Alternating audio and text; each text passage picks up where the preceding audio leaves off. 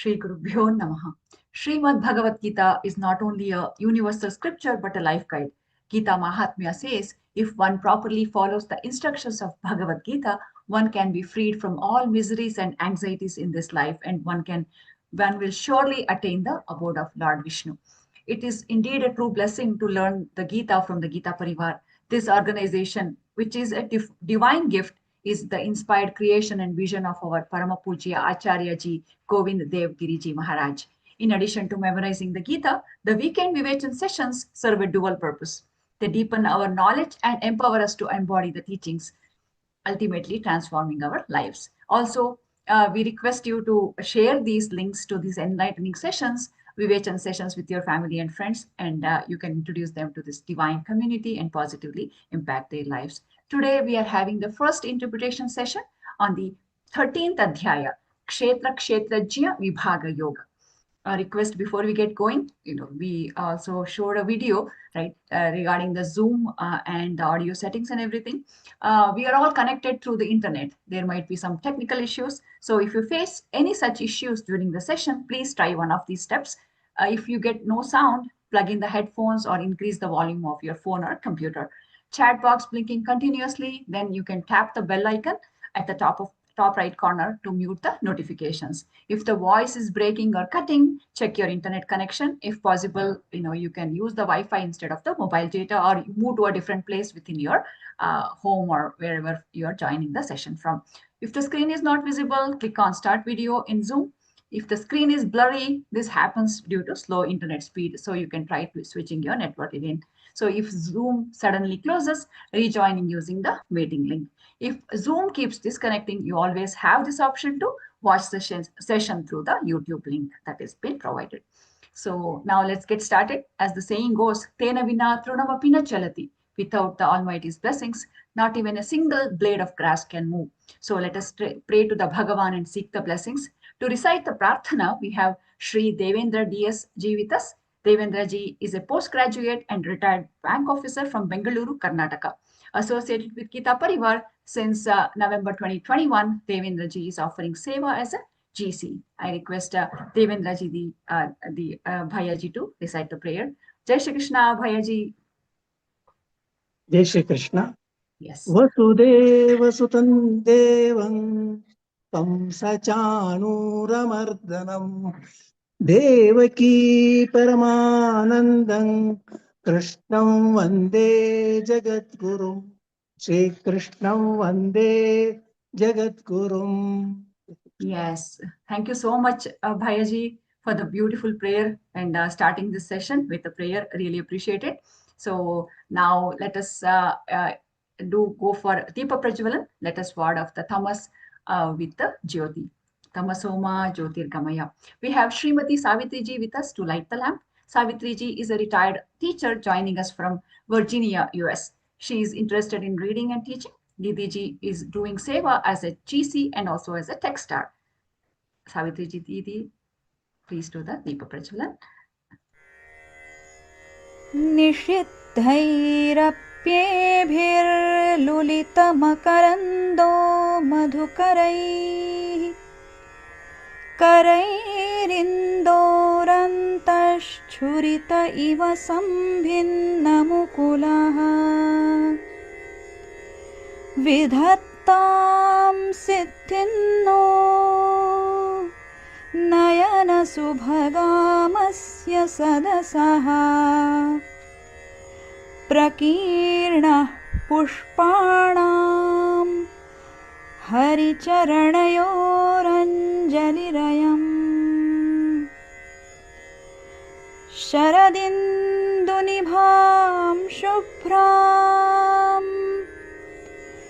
शुभ्रवस्त्रैरलङ्कृताम् कलहंसकृतावासां वरदां Sharada नुमः.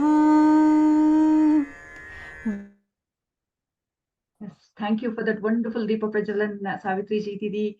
It was indeed a divine sight to behold. And it was nice to see your family and your granddaughters joining in with this Deepa Prajwalan. Thank you so much.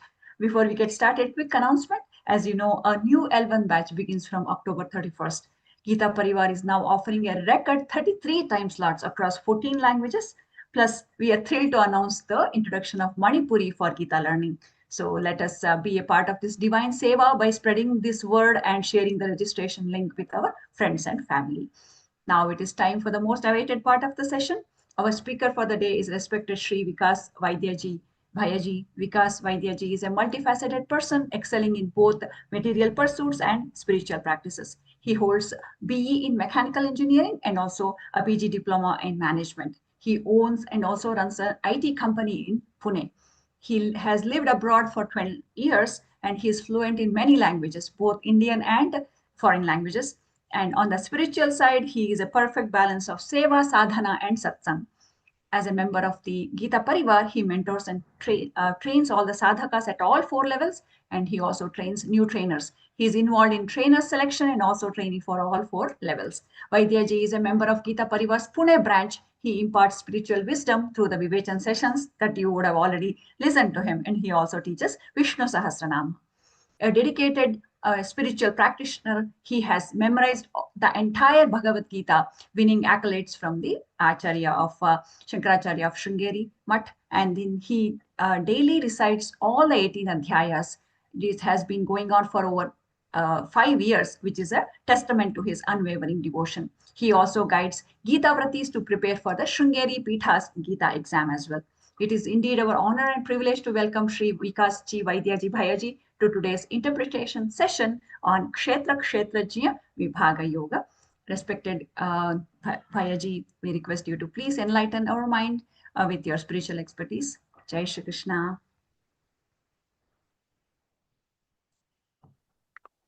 वसुदेवसुतं देवं कंसचाणूरमर्दनं देवकी परमानन्दं कृष्णं वन्दे जगद्गुरुं जय Shri Krishna to all. पूज्य स्वामी जी के चरण कमलों में कोटि कोटि नमन. A warm welcome to all of you to discuss the new adhyay. We'll start a new chapter, new adhyay of Bhagavad Gita today. Adhyay number 13, Kshetra Kshetrajna Vibhaga Yoga. And as we normally do, let us take a quick review as to what exactly we are going to learn in this adhyay. Parma has already, Shri Krishna Bhagavan has already said 12 adhyayas. Now 13th adhyay, what new things we are going to learn? So what do we learn in this adhyay? The Bhagavad Gita consists of 3 sections, each of which has 6 chapters, 1 to 6, 7 to 12 and 13 to 18. The first set of 6 chapters describes the Karma Yoga. The second set of 6 chapters describes the glories of Bhakti Yoga. And for the nourishment of Bhakti, it also explains the Vibhutis, opulences of the God. And the last set of 6 chapters, it expounds upon the Tattvajnan. What Tattvajnan? Knowledge of spiritual terms and principles. So Kshetra, the field, and Kshetrajna, the knower of the field. These 2 terms are introduced in this adhyay, Kshetra and Kshetrajna.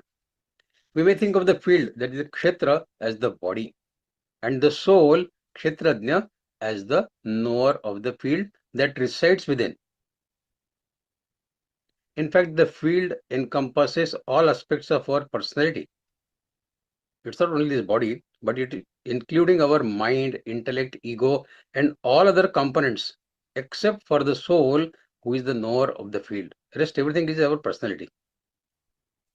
And as a farmer sows the seeds in the field and reaps the harvest from that field, we sow the field of our body with good or bad thoughts, good or bad actions, and reap the consequent destiny. Bhagavan Buddha used to say, all that we are is the result of what we have thought. It is founded on our thoughts. It is made of our thoughts. So thoughts are so important. And thus we must learn cultivating the field of our body with appropriate thoughts and actions. Because as the famous English saying goes, the ancestors of every action is thought. Ancestor of every action is thought. So this requires the knowledge of distinction between field and the knower of the field. In this adhyay, Shri Krishna Bhagavan goes into detailed analysis of this distinction between Kshetra and Kshetrajna. He describes the modifications, that means the vikar, the changes that arise in the field, in the body, mind, intellect, in the form of emotions, in the form of sentiments, in the form of feelings. He also mentions the virtues and the qualities that purify the field and illuminate it with the light of knowledge. So such knowledge helps us to gain the realization of the soul, which is our prime objective of the life. Soul who is the knower of the field, Kshetrajna. The Adhyaya then describes God, who is the supreme knower of the fields of all living beings. Our soul is the Kshetrajna of our body. God is the Kshetrajna of all living beings. That supreme Lord holds contradictory attributes. That is, it possesses opposite qualities at the same time. We'll discuss it during the Adhyaya. So he is all pervading in creation and yet seated in the hearts of all living beings. He is the supreme soul of all living beings. Now, having described the soul, the supreme soul and the material nature, Shri Krishna Bhagavan then explains which of these is responsible for our karma, our actions, and which is responsible for the cause and effect in the world at large. Those who can perceive these distinctions and properly pinpoint the causes of our karma, our actions, are the ones who actually see what is the truth. They are the ones situated in the knowledge. They observe the Supreme Soul present in all living beings and do not degrade themselves by their mind by thinking impure thoughts. They can see the variety of living beings situated in the same material nature, Prakriti. And when they see the common spiritual foundation or base or whatever called a substratum pervading all existences, Vasudevam Sarvaiti, they attain the realization of Parabrahma.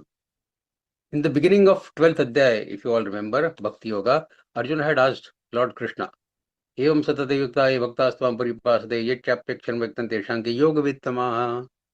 The devotee who with their mind constantly fixed in you adore you as possessed of form and attributes, Sagun Sakarup, and those who adore only the imperishable, the unmanifested, Nirgun Nirakar, which of these two yogis is better? The Lord had responded that I consider those best who with supreme faith worship my manifested Sagun Sakar form.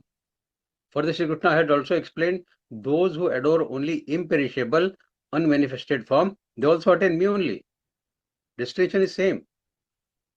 But they face great difficulties because it is difficult for embodied people to imagine and worship any unmanifested form. क्लेशोऽधिकतरस्तेषाम् अव्यक्ता सक्तचेतसाम् अव्यक्ता हि दुर्दुःखं देहबद्भिर्वाप्यते. So in Bhakti Yoga, Shri Krishna Bhagavan explained the Sagun worship in detail.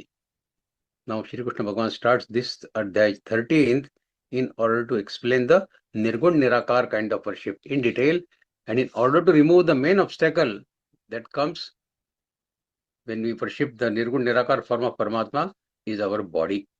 I am body. This feeling, it puts an obstacle in Nirgun Nirakar devotion of Paramatma. It is considered to be the most difficult to understand Adhyaya, honestly, this Adhyaya 13th.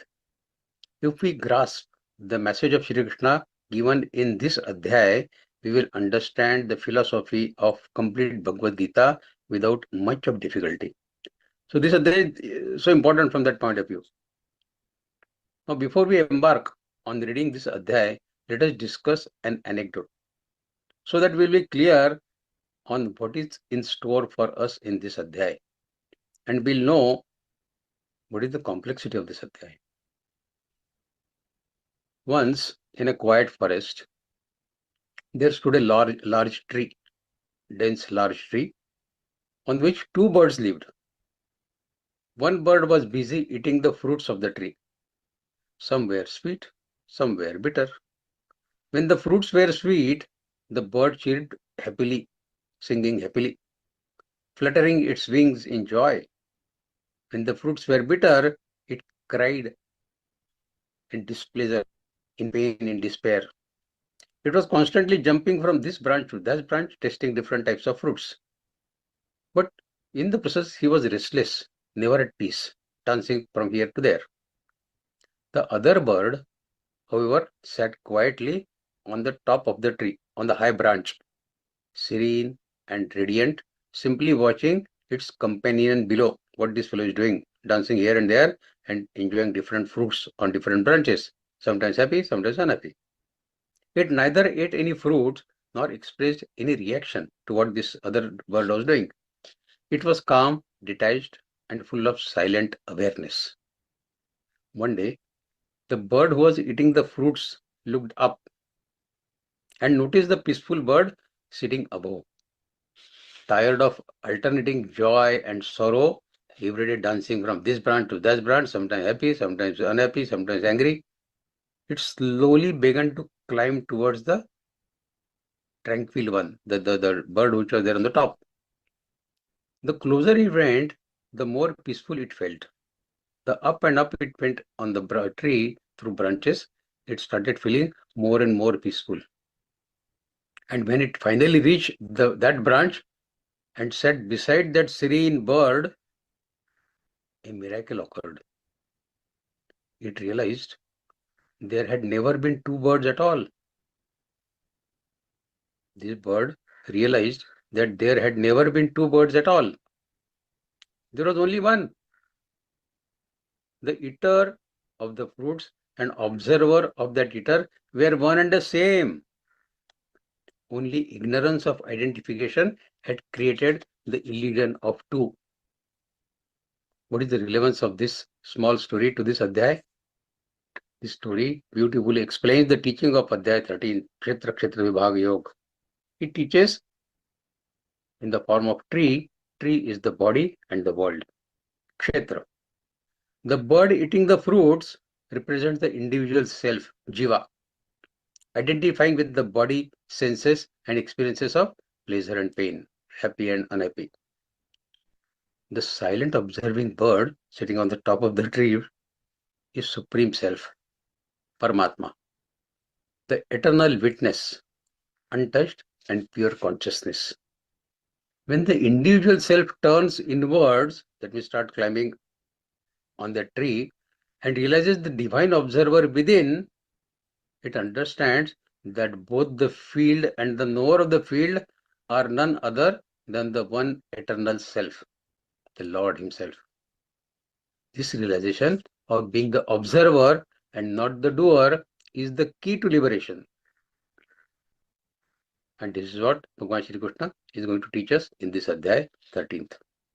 With this, we'll start now. Om Shri Paramatmane Namaha. Śrīmad-Bhagavadgītā Atatrayodasho Adhyayah. Shri Bhagavanuvacha. Idam Sharirang Kaunteya Kshetramityabhidīyate. Etadyo Vettitam Prahu Kshetrajna iti tadvidaha. Bhagavan starts on his own without any question from Arjuna. Shri Bhagavan says, this body, idam shariram, this body, O son of Kunti, Arjuna, is called the Kshetra. So this is the Kshetra.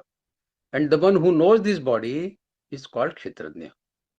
This is what the sages who have known these entities have to say. This body is called Kshetra because by cultivating and protecting it, the desired results, that is the material result or intellectual or spiritual, can be obtained. However, we don't have to forget that body also means mind and intellect. In fact, the body means our personality. A man addresses normally all material objects as this, that, this cow, that buffalo, that person, this person, something like that, isn't it? Meaning that they are distinctly different from him. That, this. But when it comes to his body, he says, I, my, mine, me. But the fact is that the body which is said to be I or my is also this only. That's why Paramatma in the opening shloka itself has said, Idam Shariram, this body. God has not said I. Idam Shariram, this body. So this body is separate from the soul, from the self. Once a man was asked, what is your occupation? He said, I am a farmer. The person who was asking question, he was shocked. You don't look like a farmer. How much land do you have? Oh, I have 5.5 feet land. 5.5 feet land? What are you talking? There was a loud laugh. How much can you raise in 5.5 feet of land? He said, this is very special soil, 5.5 feet. This body is my field. My thoughts, my actions are the seeds, and karma, whether good or bad, is the harvest. The Gita is using the same image. Gita says, body and personality are very much like a farmer's field, kshetra. In the soil of mind, we sow thoughts, desires, hopes, fears, resentments, and so on and so forth. There they take root and grow into habits, attitudes, personality traits, patterns of responding to world around us. But if someone asks us who we are, most of us point out to our body. This is me. This is me. 5 feet 10 inches tall, 75 kgs weight, brown skin, black or grey hair, whatever, and so on. Sri Krishna Bhagavan says, I object. I object. I object to this statement. Sri Krishna Bhagavan would say that is not you. That is not you. That is your field. Your little garden. You are the gardener. That means unless you know that you are not a garden of this body and mind, how can you cultivate? This is the essential message of this shloka. Idam shariram kaunteya kshetramitya vidiyate etadyo vitam prahu kshetrajna iti tadvidaha. So in this adhyay, Bhagavan Shri Krishna explains and distinguishes between the kshetra and kshetrajna, the body and soul, and provides the means to attain the moksha by clearly knowing what is body, what is soul, what they are composed of. He guides us how to attain moksha. But knowing kshetra and kshetrajna is not a matter of bookish knowledge, book reading, or mere intellectual understanding, but it is to be realized spiritually by really witnessing all actions that our body takes as a witness. If our soul is a witness, then we have to really go into the role of that witness for every karma that we do. By this way, if we have the feeling, then we can realize the soul. Continue with second shloka. Kshetrajnaikyapimam vidhi sarva kshetreshu bharata. Kshetra kshetrajnayor jnanai yatta jnanam matam mama. In this shloka, Bhagavan Shri Krishna explains what the kshetrajna is.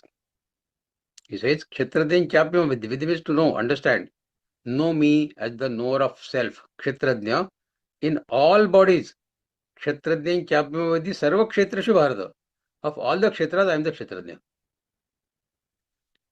Kshetra kshetrajnayor jnanai yatta jnanam matam mama. The knowledge of kshetra, that means body, mind, intellect, and kshetrajna, that means our soul, is considered true knowledge by me. Matam mama. This is my opinion. Bhagavad Gītā, Shri Krishna Bhagavan is very polite. Matam mama. This phrase has come in many shlokas. He never says, you must trust me, you must believe me. This is my opinion. You guys are intelligent. You may have different opinion, but this is my opinion. Matam mama. So the central idea of this shloka is that the soul is God and body is the world. God abides in all hearts as soul. God has declared this in 10th adhyay as well as in 15th adhyay. Sarvasya amrisanna vishto and mama imamshu jiva loke. All those shlokas we know. Therefore, the real knowledge of body and bodiless, the visible and invisible indweller, is the real knowledge. In this action-based world, true action is not material action, but that action which does not bind, and the real knowledge is that which liberates, not binds. Kshetrajna kyapimam vidhi sarva kshetreshu bharata. God says, the body has its identity with the world.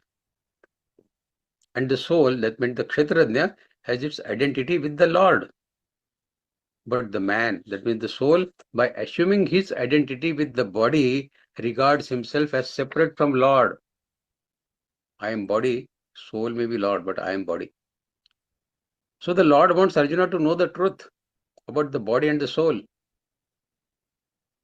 Kshetra kshetrajnayor jnana yatta jnanam matam mama. The Kshetra, body, has identity with the world, while the Kshetrajna soul has its identity with the Lord. This is the true knowledge. By saying Mata Mama, God wants to emphasize upon the point that knowledge of several languages, scripts, arts, science, biology, zoology, whatever, and even of the whole world is not the true knowledge. That is information. That is not the true knowledge. Because this knowledge entraps a man in the world, though it may be useful for his livelihood, but it attaches him to the world. True knowledge enables him to renounce his affinity with the body and be free from the cycle of birth and death. That is the true knowledge. Can the knowledge of biology give us liberation? Can the knowledge of mathematics give us liberation? So God says that is not the real knowledge. That is information. You may read many books and get that. The real knowledge is this. The self is different from the body and one with the cosmic soul. This is true knowledge. Kshetrajna, soul, and Parabrahma, the absolute, are one. Having a relationship with one Kshetra is, this soul is called Kshetrajna. My soul is Kshetrajna of my body. Your soul is Kshetrajna of your body. And when it is free from relationship with all Kshetras and remains as soul only, not attached to any Kshetra, it is Parabrahma. Soul, that means realizes Aham Brahmasmi. When our soul is attached to all bodies, we just say Aham Brahmasmi, because God is saying the same thing.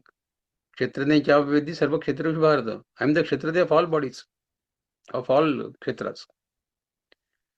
Continuing slok number 3. Tat kshetran yachya yadruksha yadvikaryataschya yat sachayo yat prabhavascha tat samasena me shrunu. मुझे सुनो अभी मैं क्या बोल रहा हूँ. In the earlier shloka, the Lord said that the knowledge of Kshetra and Kshetrajna is the true knowledge. In this shloka, Lord further explains the distinction between the two and orders Arjuna to listen to him. Tat samasena me shrunu. God says, what is Kshetra and what is it like? What are its modifications? Modification means changes, vikar. Anything that changes is a vikar. Where it comes from? Comes out of what? And also, who is Kshetrajna? And what is his glory? Hear it briefly from me. Tat samasena me shrunu. Now, detailed description of Kshetra and Kshetrajna in sentient and sentient starts from this shloka. Kshetra, Kshetrajna starts from this shloka. The next few shlokas elaborate the 4 points regarding Kshetra and 2 points regarding the Kshetrajna. This Kshetra, idam shariram, the Kshetra is materially oriented.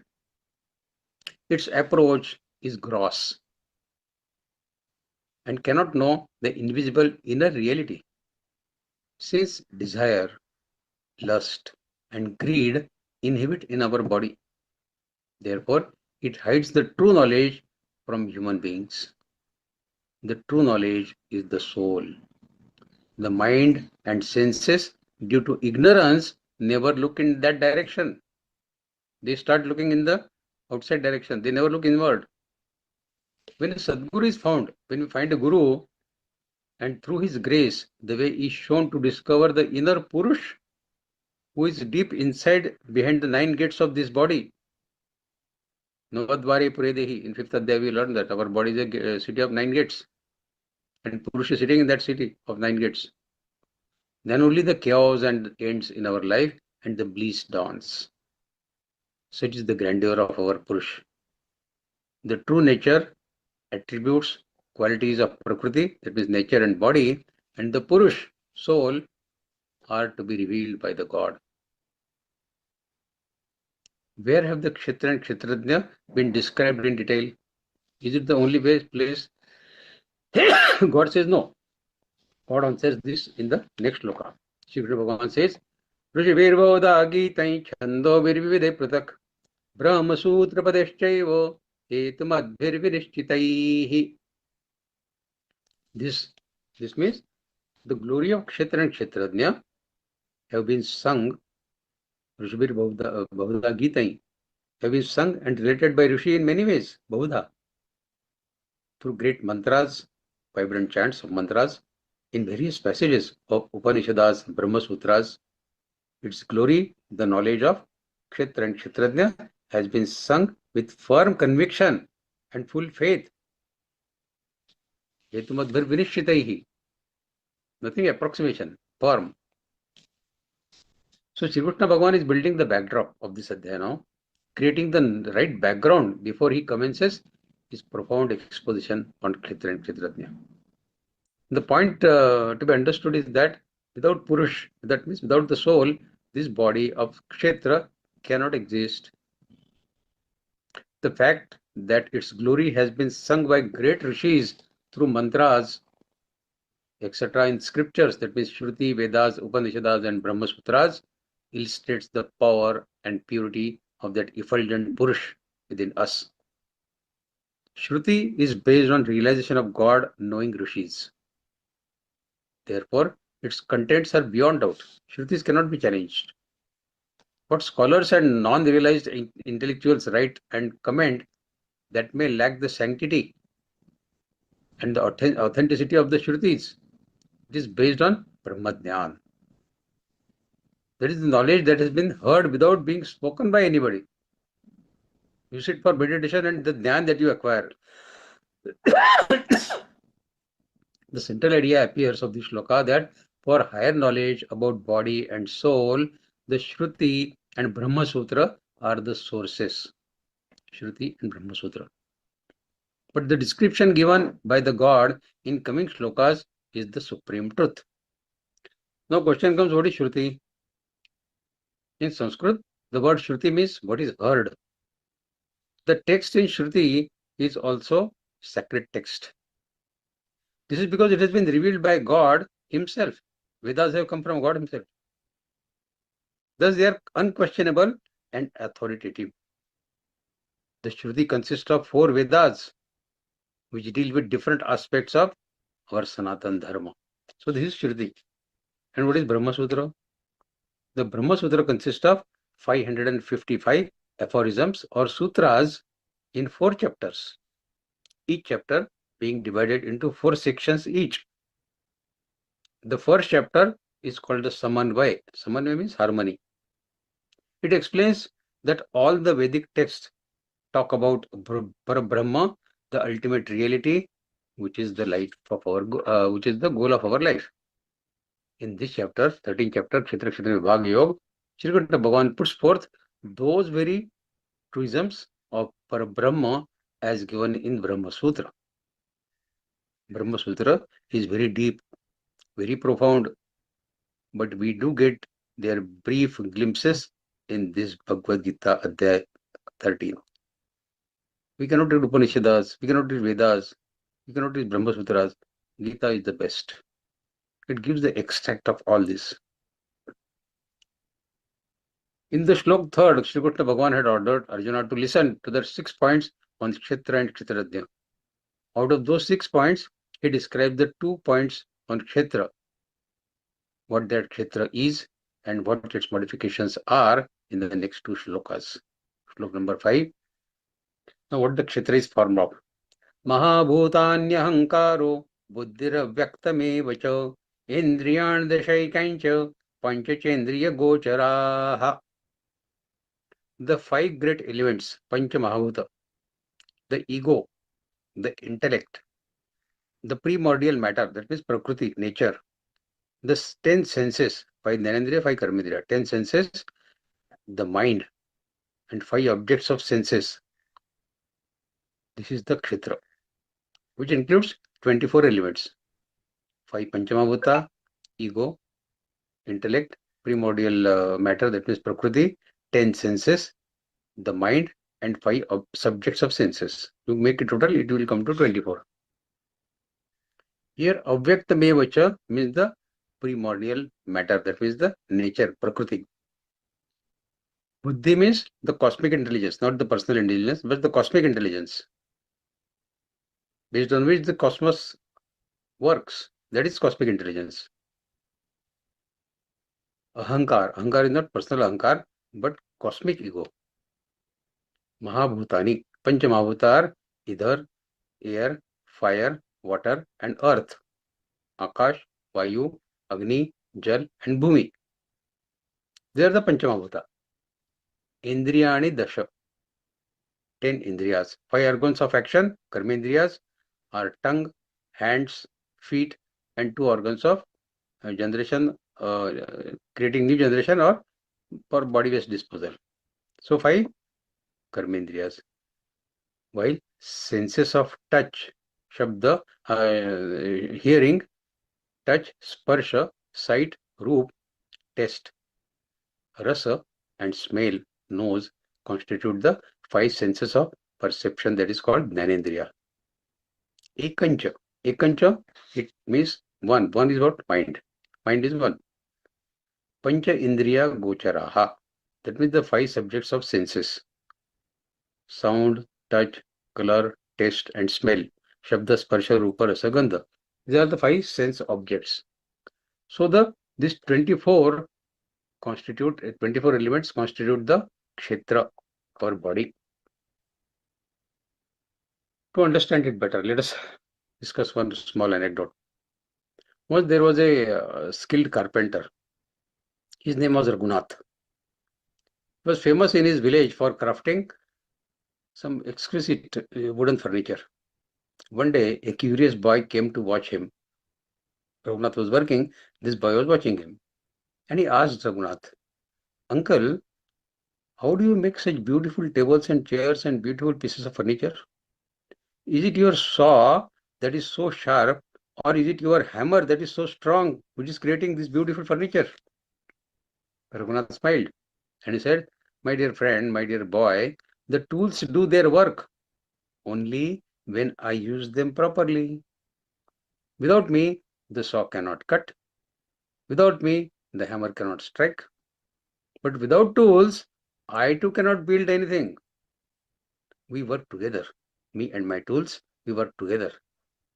I am the master and they are my instruments." That evening, when Raghunath was finishing his work, he carefully cleaned each tool, that saw, hammer, whatever carpenter uses, and put it back in its place. The boy was sitting there in the evening also. He asked Raghunathji, "Why do you take such care of your tools? Tomorrow morning you will again cut something with this saw. You will again hit something with this hammer. Why do you clean so much?" Raghunathji replied, "Because they help me express what is within me.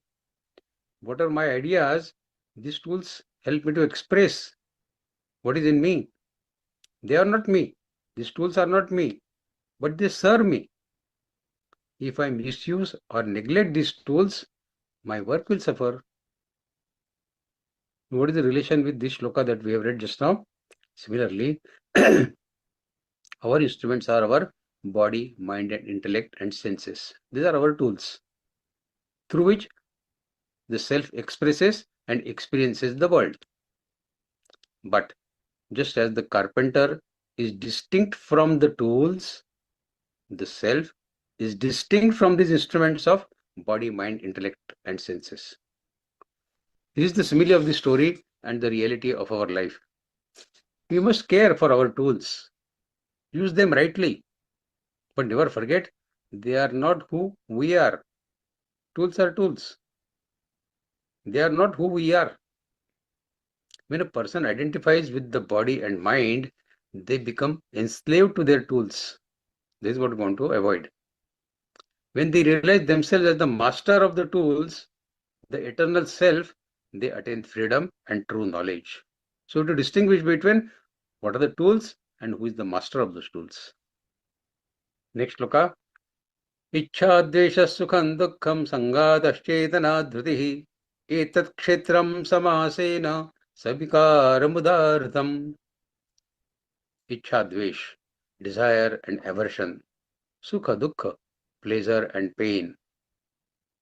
The body and consciousness, life breath, firmness, these comprise the kshetra. Dhruti is firmness. With its modifications, savikara. With vikar of all this, this is described. This is what the body is described briefly. Now, what is ichha? This term denotes a passionate longing for the acquisition of an object or a person or circumstances.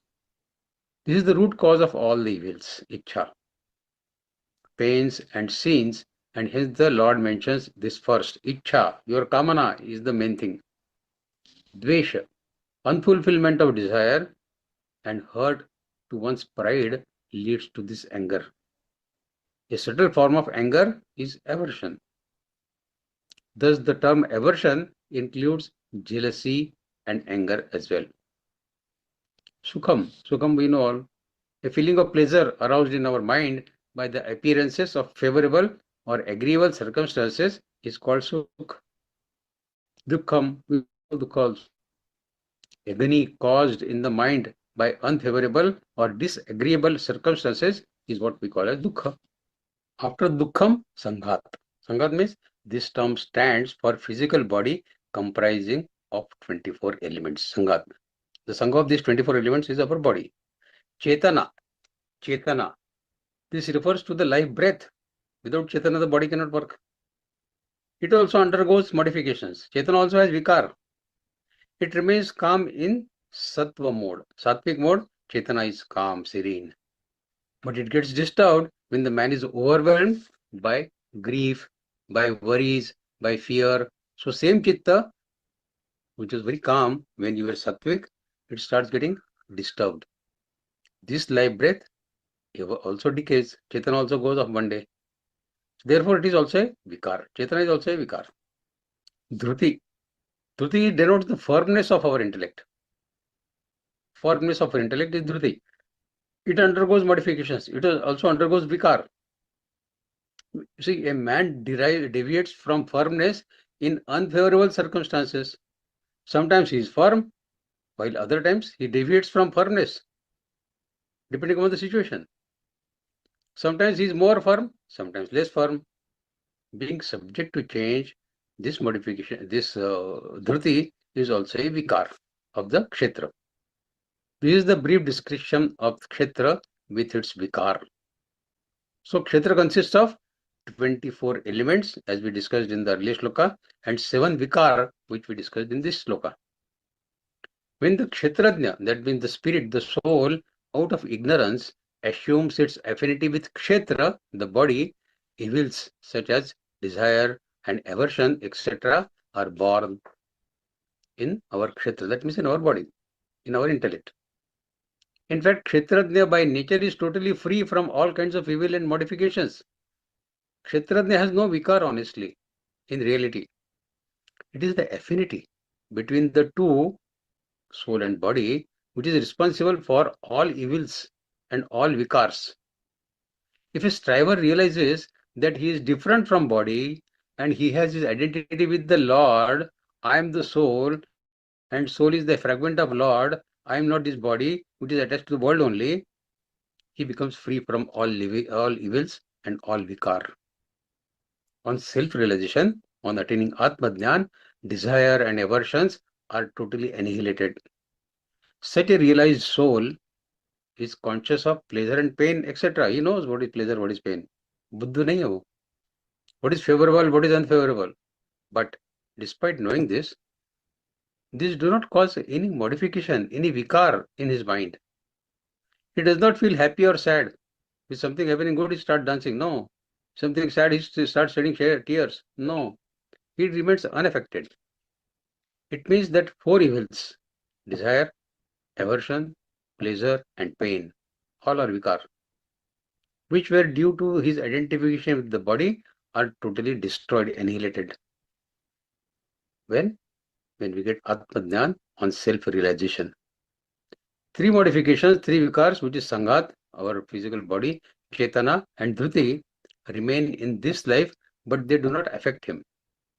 Togetherness of 24 elements and 7 vikars is Sangat. Chetana, life force we discussed, and Dhruti is the furnace of intellect. They remain in our life. They remain in his life also, but they do not affect him.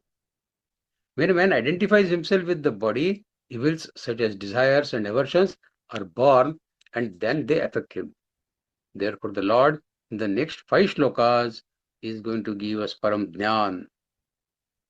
Under the name of Jnana, under the name of wisdom, Shri Krishna Bhagavan will enumerate 20 virtues to do away with the assumed identity of Kshetrajna with the Kshetra. That is the purpose of this Adhyaya. To come out of this feeling that I am body. To make a firm belief that I am not body. I am the soul. Again, a small anecdote about this shloka. Once a Rishi, a sage, he lived in a small hut near a peaceful lake. Every morning, he would sit in meditation by the lakeside. A young disciple once came to him and said, Gurudev, I wish to meditate like you. I love you, the way you meditate. But my mind is always restless. How can you sit quietly for such a long time? My mind is so restless. I cannot sit like you. It keeps jumping from between what I like and what I dislike. Between pleasure and pain, it keeps jumping. The sage smiled and handed him a mirror covered with dust. He said, go and clean this mirror by holding it still before the lake. The disciple tried, but each time the wind blew or his hand trembled, more dust settled on the mirror. After a while, he complained, Master, Gurudev, it is impossible. The mirror keeps getting dirty. I clean it, but it keeps on getting dirty. The sage said gently to his disciple, now you know what the mind is like. The mirror is your mind. The dust is your desires, aversions, joy, and sorrows. As long as you keep moving, reacting, identifying with them, your mind will stay clouded. But if you remain still and steady, the dust will settle, and your true reflection, your inner self, will shine clearly. So this story beautifully conveys what Lord Shri Krishna teaches us in this shloka. Ichha, desire. Dvesh, aversion. Pleasure, sukha. Pain, dukkha, or awareness. And awareness of all this natural modification of kshetra. These are all the vikar we discussed. The field of our body and mind, these are all the vikars. But you are not the field. You are the knower of the field, kshetrajna. When we stop identifying with these temporary emotions and remain anchored in our awareness, we discover the peace of self, untouched, pure, and eternal. So to attain Atma-Dhyan, one has to firmly not only believe, but get an anubhuti of this, that he is not the body, he is the soul. Then only Atma-Dhyan is possible. So long as we keep clinging to this feeling that I am body, Atma-Dhyan is out of question. Next shloka.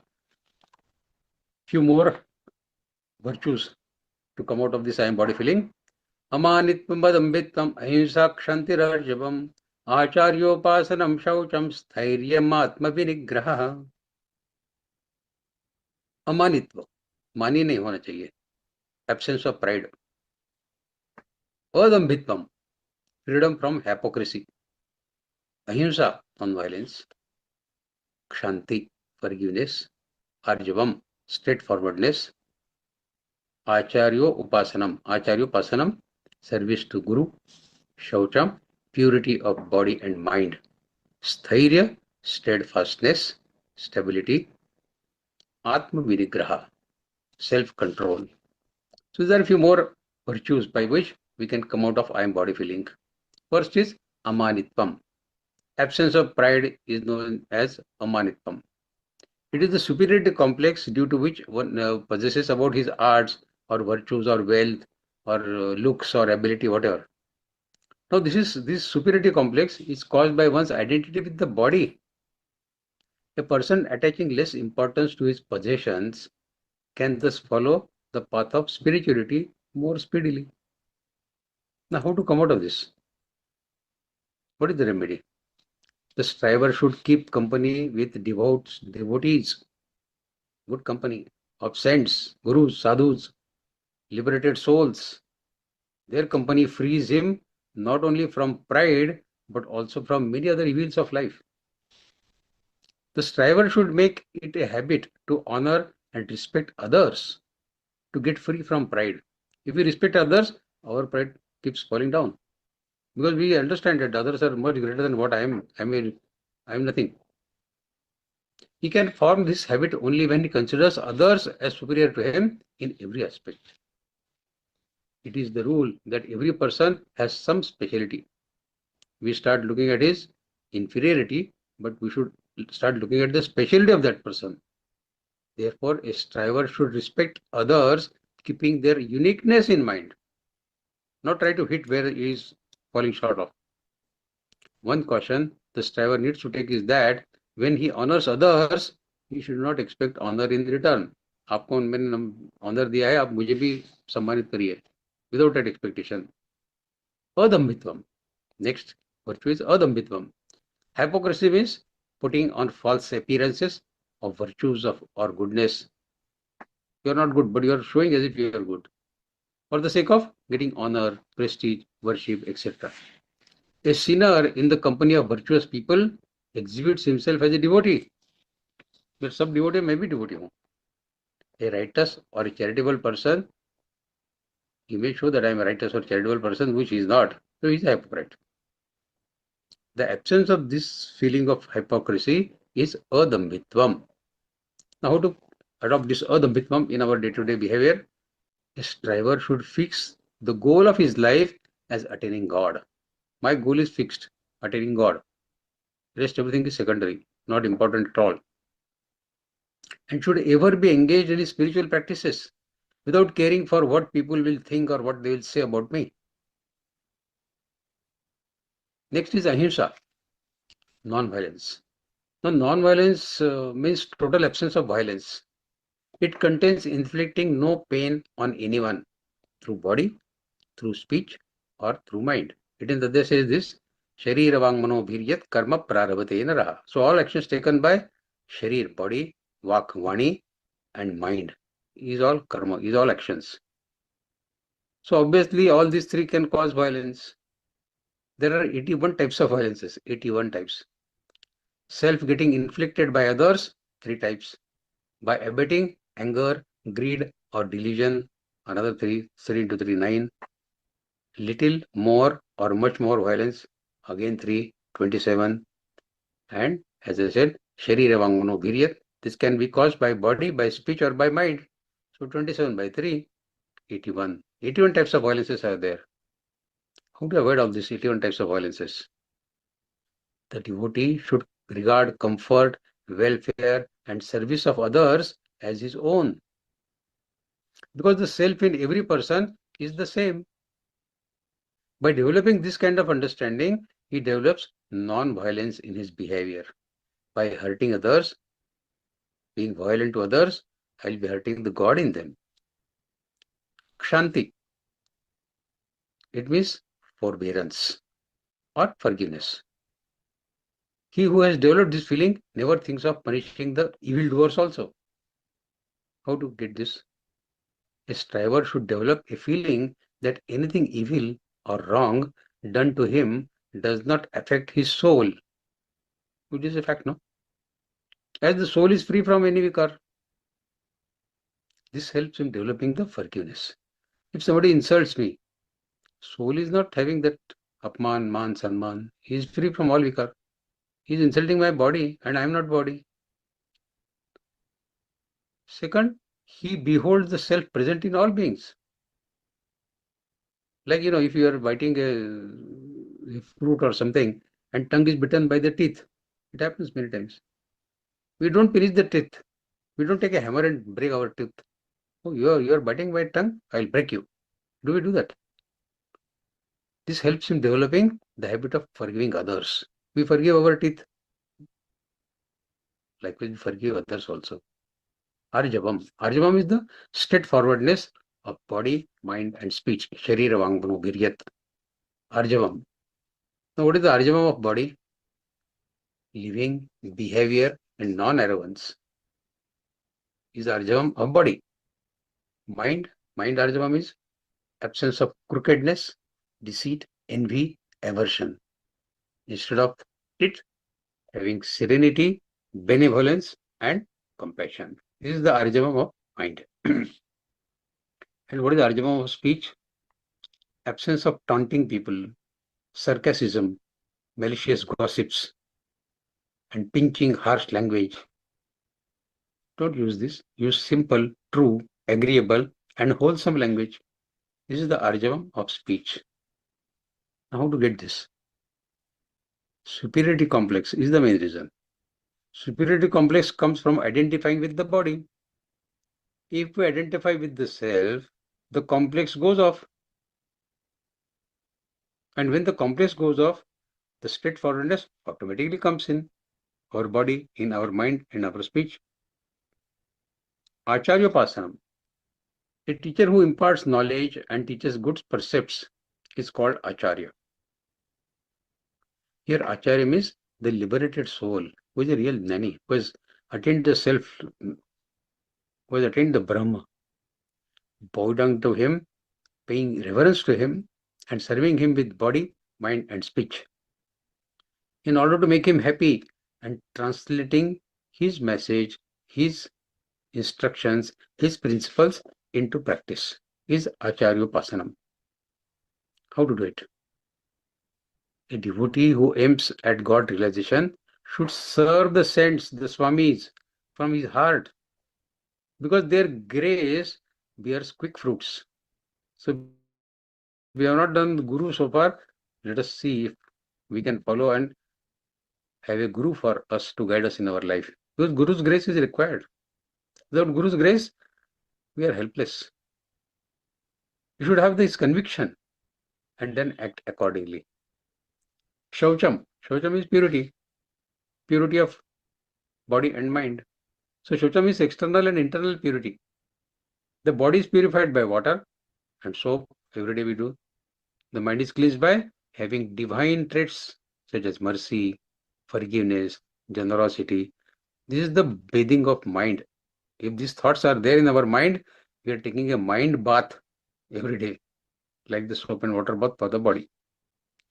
Sthairiam, stability. It denotes the steadfastness or firmness. The devotee should be firm in his aim of God realization, in the face of difficulties, in the face of dangers, and in the face of obstacles as well. So that is Sthairiam. Atma Vinigraha. This is very important. Atma Vinigraha. Control over mind is Atma Vinigraha. Becoming devoid of Sankalpa is expected by Atma Vinigraha. Mind keeps wandering here and there. In 6th Adhyaya, God has taught us how to sit for meditation. Yato yato nishyati manas chanchalam sthiram. Man is chanchal, it keeps going here and there. Drag it again. So each of these attributes, what God has said in these 2 shlokas, each of these attributes have relevant stories to explain them better. We cannot discuss stories relevant to or pertaining to each of these attributes that God has explained. But let us discuss one small story.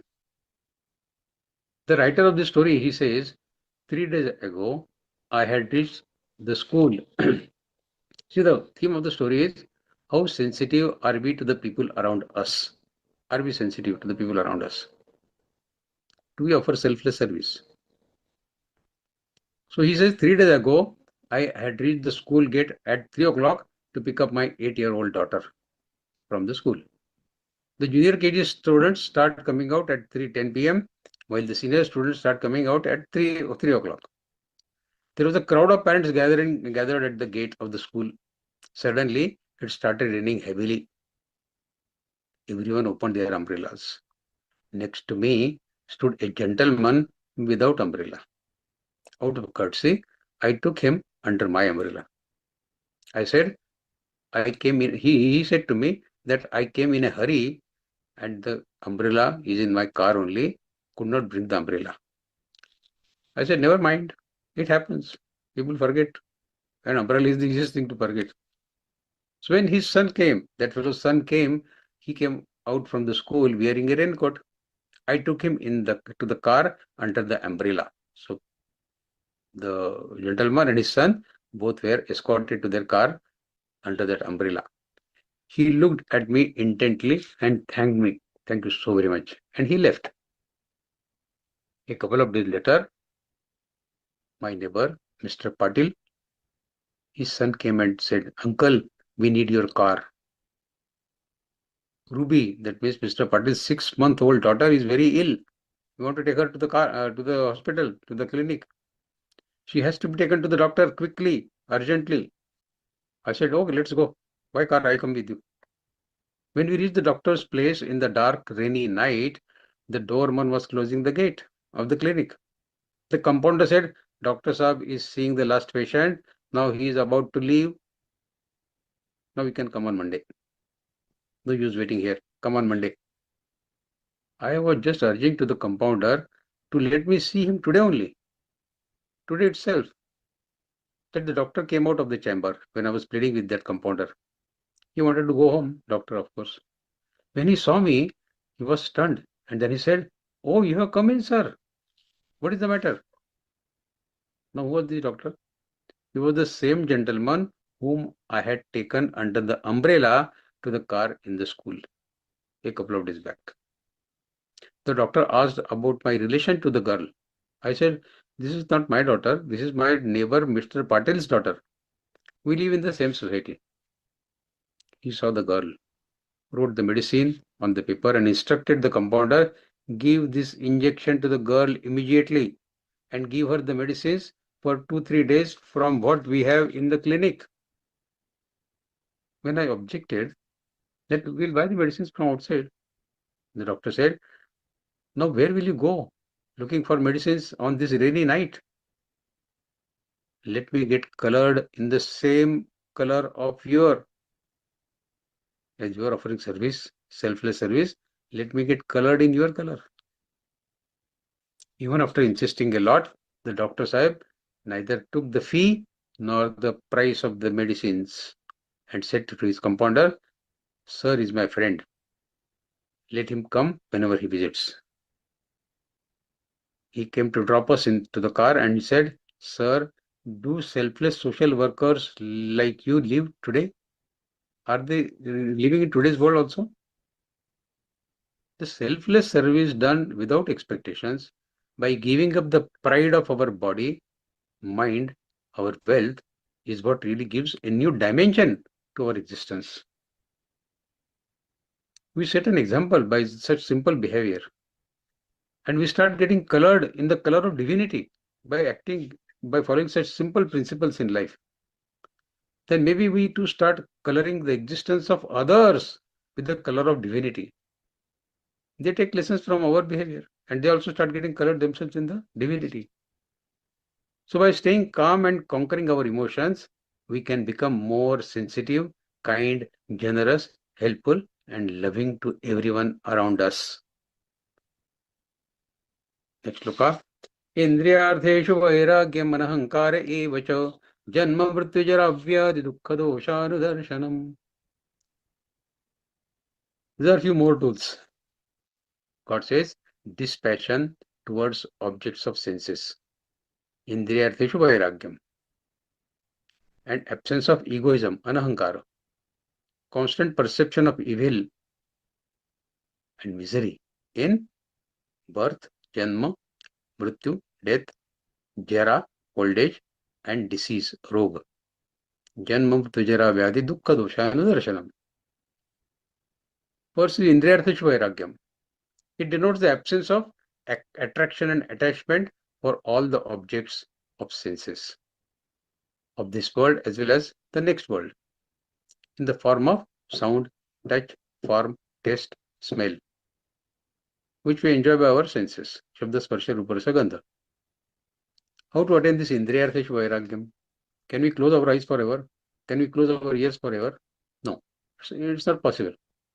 So attachment to the object of senses, Shabda, Sparsha, Rupa, Rasa, Gandha, develop a sense of importance for them. If you start giving too much importance to the sense objects, giving them too much importance leads to the scenes and deprives the devotee of God realization. Only by detaching from all attachments, we can get established in the God. This conviction helps detachment from the sense objects. Second, we must tell ourselves repeatedly that even the great kings and emperors could not enjoy the sensual pleasures forever. Their bodies decayed and they died. This thought develops dispassion about the material world, that this enjoyment cannot come forever. It is a temporary thing. Third, sensual enjoyments, it leads people to grief and worry only. This is what we should keep telling ourselves. Sense enjoyment does not blaze one with imminence. This thought also develops dispassion for the material enjoyments. Anahamkara evacha. Everybody feels I am great. Identification of this I with that body gives birth to I am body. The feeling I am body gives birth to ego. This identification of self with the body is the cause of man's birth in good and evil bodies. An affinity with the worldly objects and a feeling of superiority of these worldly possessions gives rise to pride, ego. Here anahankar denotes absence of that pride, absence of ego, both. Now how to get anahankar in our day-to-day life? A devotee, instead of finding faults with others, should try to find faults in himself. Ahankar chala jayega. We have become ahankar because we think I am superior to others. Instead of that, we should start finding faults in us and try to get rid of our faults. Second, the devotee should realize that the same soul pervades all the bodies, so he is no different than others. So where is the question of ahankar then, when he is no different than others? And most important, janma mrityu jara vyadhi dukkha doshanu darshanam. Janma. We should keep telling ourselves, janma is not a very happy process. During the process of birth, the child has to bear unbearable pain. The mother knows, the child knows, though he cannot express. It gets roasted in mother's womb, like a pitcher gets baked in the oven. The pain reaches extreme in the body that baby comes out from the mother's womb. A striver should therefore constantly think of Janma, birth, as a big, painful, troublesome stage of life. We celebrate Janma, but we should keep telling ourselves that Janma was not a very peaceful experience. It was a painful experience. Mrityu. No one can escape the death. We know that. It is inevitable for everyone, rich or poor. One who is born is bound to die. When a man has to leave the body, the residence, the wealth, what he has accumulated so far and has regarded as his own, this causes him a lot of suffering. इतना दो चार घर बनाए, दो चार गाड़ियां ली, bank में इतना करोड़ों रुपया डाला, काम का नहीं है. The last moment of death is as painful as hundreds of scorpions biting you at once. Thus, the devotee should constantly think that death is very painful. Jara, old age, budhapa. In old age, the body, the limbs become weak, making the movements also very difficult. उठना बैठना मुश्किल हो जाता है. He cannot digest the food also. The members of his own family start insulting him. He has lived his life for his family members, but they also start insulting him. He spends his time getting saddened, remembering his glorious past. Kya maja tha when I was young. And the struggle he made for his own family members and how they are repaying. Thus, the devotee should always keep in mind that old age is very painful. It's not something pleasant. And Vyadhi. This body is an abode of various diseases, which are very painful. Every disease is painful. Toothache is painful, eye painful, ear painful. Which part of body is not painful? Every disease is painful. The desire for pleasure is the root cause of all sufferings. When this root cause is removed, desire for pleasure, its effect obviously gets wiped out. Shri Krishna Bhagavan says, you should contemplate upon innate pain in birth, innate pain in old age, innate pain in sickness, innate pain in death. Janma mrityu jara vyadhi dukkha doshana darshanam. What is death? When will it happen? What will happen after the death? One ought to ponder over these issues. And as far as sensory gratification is concerned, one should reflect upon, is the momentary pleasure of sensory gratification worth pursuing? Is it the only objective of my life? Let us do this experiment, either today or tomorrow. If you are not hungry, skip the dinner. And if you do have the meal, then eat mindfully, eat meditatively, eat consciously. How? Watch the entire process like a detached observer. Eyes observing the food on your dining table, in your plate, movement of fingers while breaking the piece of your chapati, the part of fingers experiencing the touch, the movement of arm and hand while dipping that chapati piece into the lentil or in the vegetable in your thali, and also while putting that nevala, that the morsel, in your mouth. Keep observing every minute thing as a witness. How it feels on the tongue when it goes. Movement of jaws and the teeth when the food is chewed. Pay attention to every small bit of action. Experience all this. Observe the food being swallowed. Niche gaya, swallowed. It is possible to observe the entire process of food through the food pipe going down, down, down, gaya, niche gaya,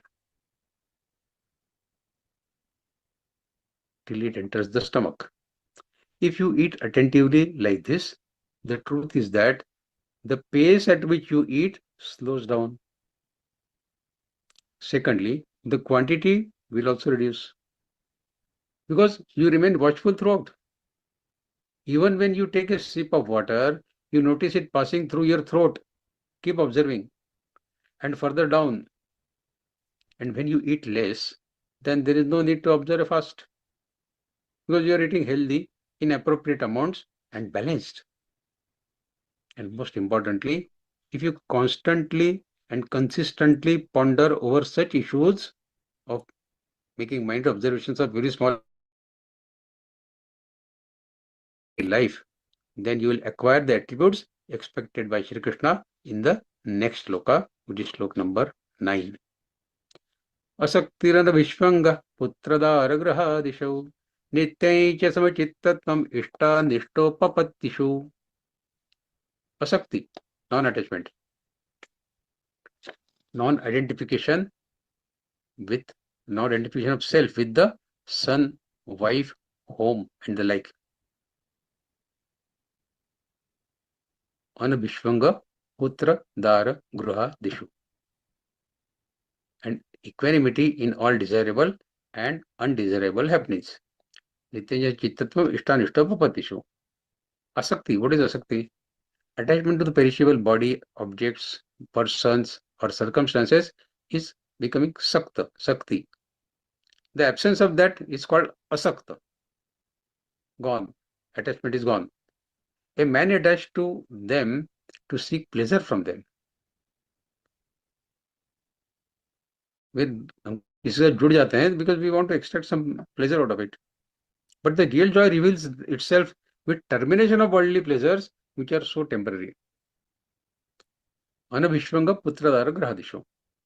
Close association with our son, wife, house, wealth is assumed. Was he your son in the last birth? Is he going to be your son in the next birth? So all these relations are temporary. They are assumed relations. A man is so much identified with them, my baby, my son, my daughter, my grandson, that he regards their sickness, their problems as his problems, their death as his own death. So a man should not identify himself with those So much that he starts getting disturbed in his day-to-day sadhana. That is anabhishvanga putradara grahadisho. Nityecham shittatvam ishtanishtapapadisho. Absence of joy and attachment in favorable circumstances, and absence of grief and aversion in unfavorable circumstances is called equanimity. And equanimity is the foundation of Bhagavad Gita. Samatma Yoga Uchyate, second adhyaya. In that state, the devotee remains unaffected by all desires or desirable and all undesirable happenings in their life. The striver should firmly believe that all desirable as well as all undesirable circumstances are a means to realize the God. Next sloka. Mai chananya yogena bhaktirabhyacharini vivikta desha sevitvam maradirjana samsadi. Unwavering devotion to me, ananya yogena, with sole dependence on God, inclination for solitary places, vivikta desha sevitvam, and dislike for the worldly people. Arati jana samsadi. Rati is to get engaged. Arati is to keep away. So mere detachment means that the mind is not going in a negative direction. But life is much more than preventing the undesirable. You should get something desirable, no? Life is about engaging in something which is desirable. Only disconnecting it from undesirable is not the ultimate objective of life. To get it engaged in something desirable is the objective of life. The desirable goal of life is to engage at the lotus feet of Bhagavan Vishnu, Shri Krishna Bhagavan, at the lotus feet of God. Therefore, Shri Krishna has highlighted it here. First of all, the mind should be undividedly, unwaveringly devoted into the divine, with constant remembrance and contemplation upon the Lord. And this will be accomplished through Dhyana Yoga. God has said in 6th Adhyaya how to sit for Dhyan and all, how to select the place, what body posture should be there, how to control your mind. Dhyan does not mean only focus or concentration. The chitta should also get so much absorbed in Krishna Chaitanya, that it becomes Krishna. That is Dhyan. That which is meditation upon is called Dheya. We are meditating upon Krishna, so he is our Dheya. The meditation process is called Dhyan. And the meditator, that means we are doing the Dhyan, so we are the Dhyata. So there are three things: Dheya, Dhyan, and Dhyata. Thus, although to begin with, these three, that is Dheya, Dhyan, and Dhyata, appear separate. But when Dhyan matures, when you are repeatedly sitting in meditation, after a year, 2, 3, 4, 5, 6, after some time, the Dhyata himself becomes the Dheya.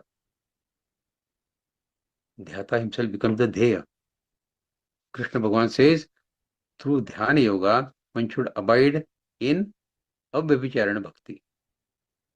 See, Vyabhicharani Bhakti means wavering, oscillating, unsteady devotion is Vyabhicharani Bhakti. God says, no, your Bhakti should be Abhyabhicharani. Vyabhicharani Bhakti means sometimes you like the God, sometimes you like the material world. At times your mind focuses on God, and next moment it gets involved in the material world. This is Vyabhicharani Bhakti. God is expecting Vyabhicharani Bhakti. Vyabhicharani Bhakti, on the other hand, refers to undivided contemplation, unwavering devotion unto the Lord. One can say that Vyabhicharani Bhakti is akin to infidelity, whereas Vyabhicharani Bhakti is uncompromising fidelity to the divine. And God is expecting Vyabhicharani Bhakti.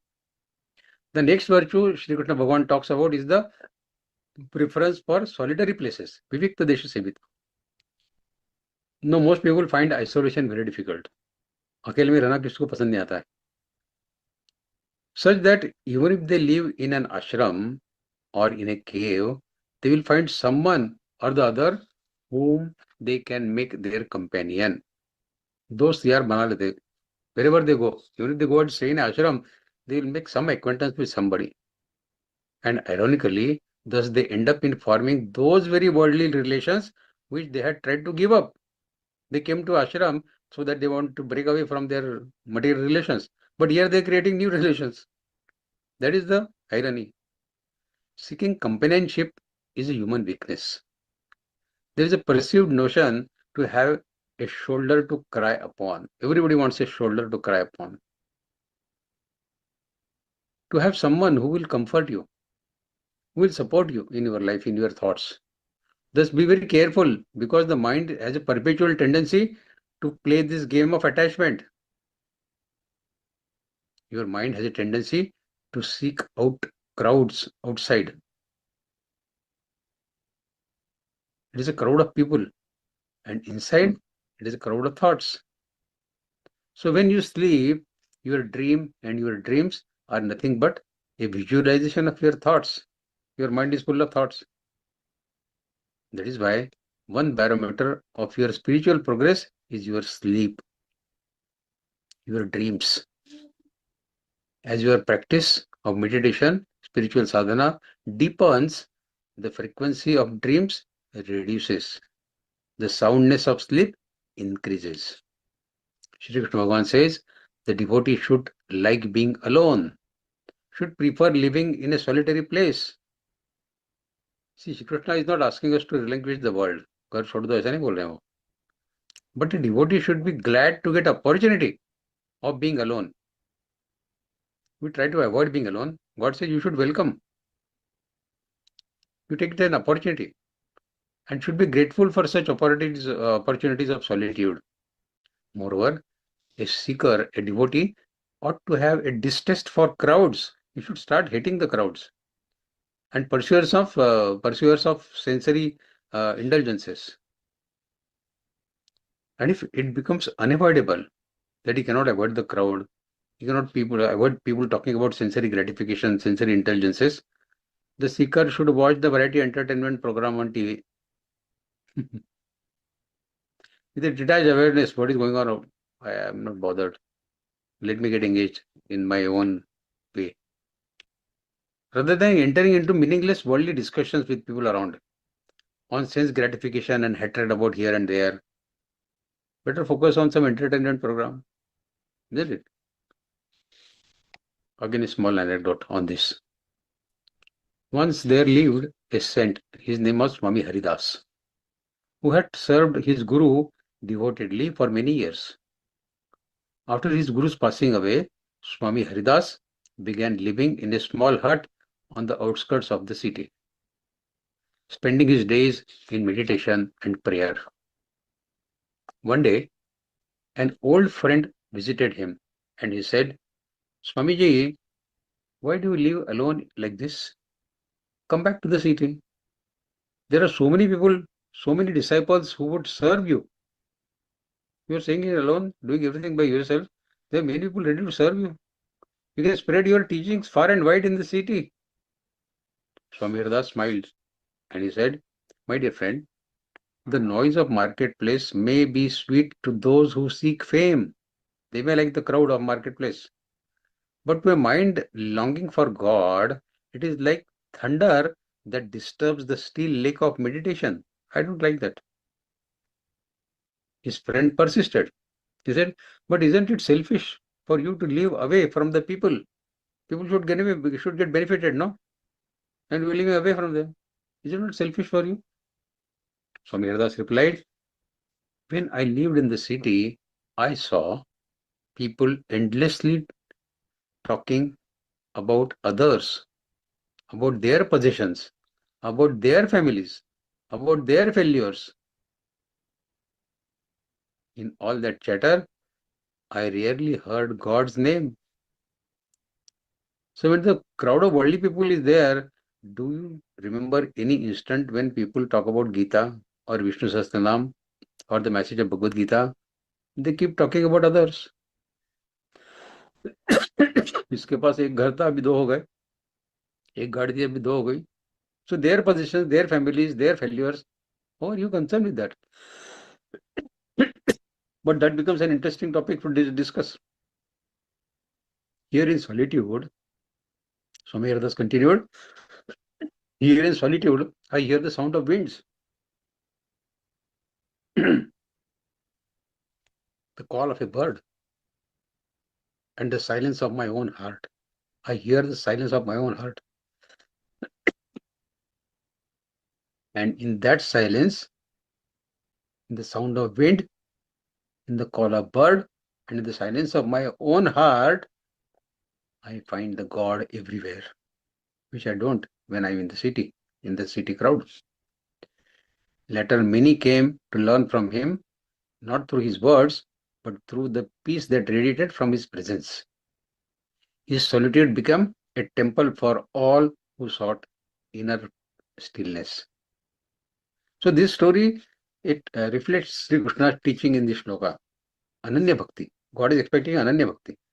Unwavering devotion that does not wander towards material pursuits. Vivikta Desha. A preference for the solitude that nurtures inner focus. And Aratirjana Samsudhi. Detachment from endless chatter of the world. True devotion matures in silence, in simplicity, and in solitude, where the mind turns inwards and finds the peace in the divine. That's why God is recommending all this. Ananya Bhakti, Vivikta Desha, and Artari-Jana Samsudhi. So let us take Shlok 11 also. That will be the end of today's session. 11 Shlok. Adhyatma Jnana Nityatvam Tattva Jnanartha Darshanam Etajnanamiti Proktam Ajnanai Yatadonyatha. Adhyatma Jnana Nityatvam. Continuous faith in soul knowledge and understanding the Tattva Jnana. Tattva Jnanartha Darshanam. What is ultimate? What is real truth? That is Tattva Jnana. Thus seeking God everywhere. This is regarded as knowledge. Eta jnanamiti proktam. This is called jnana. And that which is contrary to this is deemed as ajnan. Ajnanai yatadonyatha. Anyatha, anya, everything is ajnan. This is the jnana. Now the shlokas covered so far, especially from shlok number 7 to 11, what we discussed, they relate to dhyana yoga, jnana yoga rather, jnana yoga. Here tattva jnana means God. To see and feel God in all events, in all objects, all experiences is the emphasis of these shloks from 7 to 11. The true knowledge, the Tattva Jnana, can be realized by opening the inner vision, the spiritual eye. Only that vision can see and grasp the spiritual vastness. The sense knowledge, being incapable of knowing reality, amounts to ignorance. Because only spiritual knowledge can see the hidden truth. Material knowledge, on the contrary, covers the truth. Adhyatma Jnana Nityatvam. Adhyatma Jnana Nityatvam. To theoretically know something is not enough. Everyone knows that anger is not good and must be avoided, but most of us give vent to the anger repeatedly. This is also a fact. We have to learn to practically implement the spiritual knowledge in our life.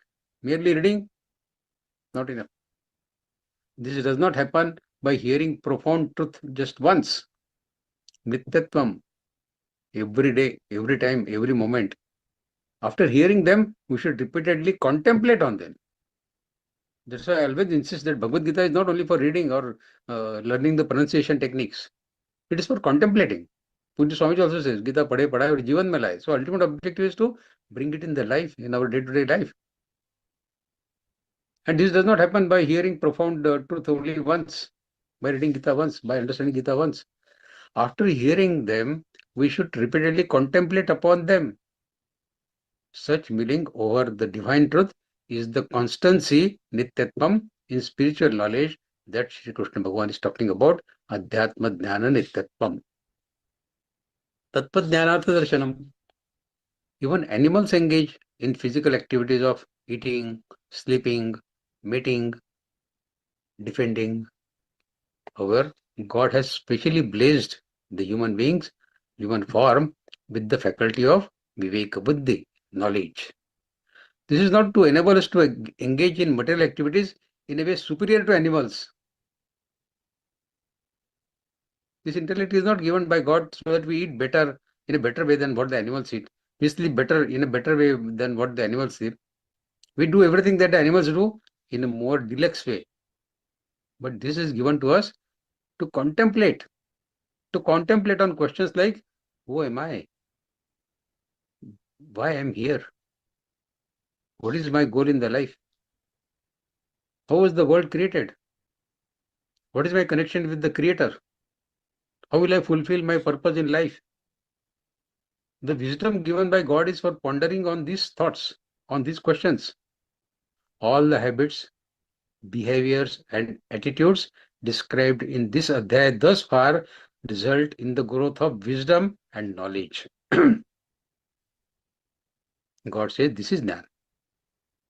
The opposite of this are vanity, hypocrisy, violence, vengeance, duplicity, disrespect for God and for the Guru, uncleanliness of the body and mind, unsteadiness, lack of self-control, longing for sense objects, conceit, entanglement with spouse, children, home. So this is opposite of all the attributes, 20 attributes what the God has explained to us. Such disposition cripple the development of self-knowledge. Thus Shri Krishna calls them ignorance and darkness. Adhyatma Jnana Tattvam Tattva Jnanadacham. So whatever these 20 things have been explained in these shlokas is the Jnana. Rest everything is Ajnana. Again, it's time for a small anecdote to explain this shlok in a better way.